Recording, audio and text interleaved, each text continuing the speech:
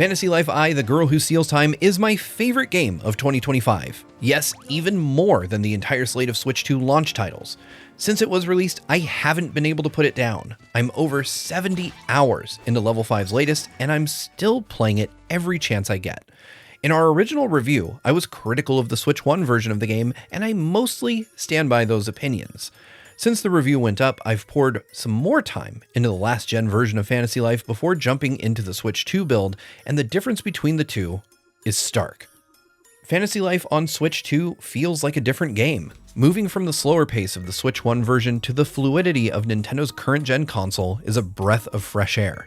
Not only that, but textures look much clearer on Switch 2, hewing closer to the PS5 version. Just look at how much better Switch 2 looks side by side with Switch 1. It's incredible how much Level 5 was able to improve Fantasy Life's visuals and frame rate. This doesn't even feel like the same game.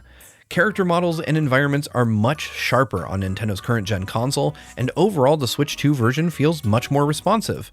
Compared to the current-gen version, there's a perceptible amount of input lag on Switch 1. This is particularly evident when exploring Ginormosia.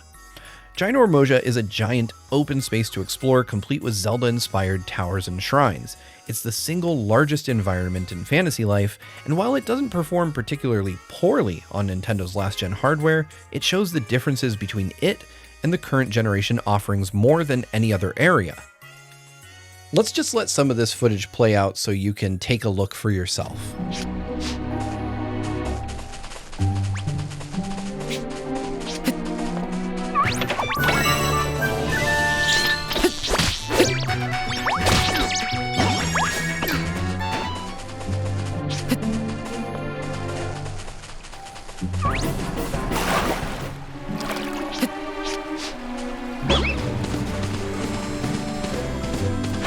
No.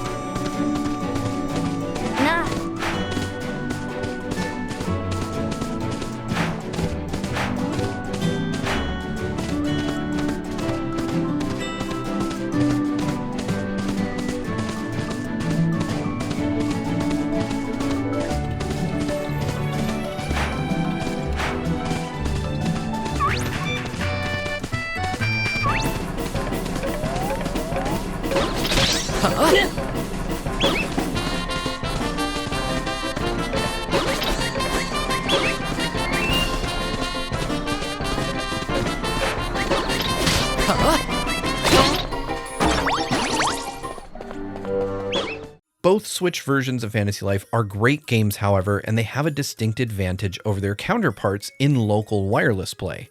When I reviewed Fantasy Life a few weeks ago, I shot some clips of my sister and I playing the 3DS original in multiplayer despite the servers having been down for years. Unlike the PS5, Steam, and Xbox versions, the Switch versions of Fantasy Life will remain playable forever. Even if the servers go down, local wireless will work, and that's a huge point in favor of Nintendo's hybrid consoles.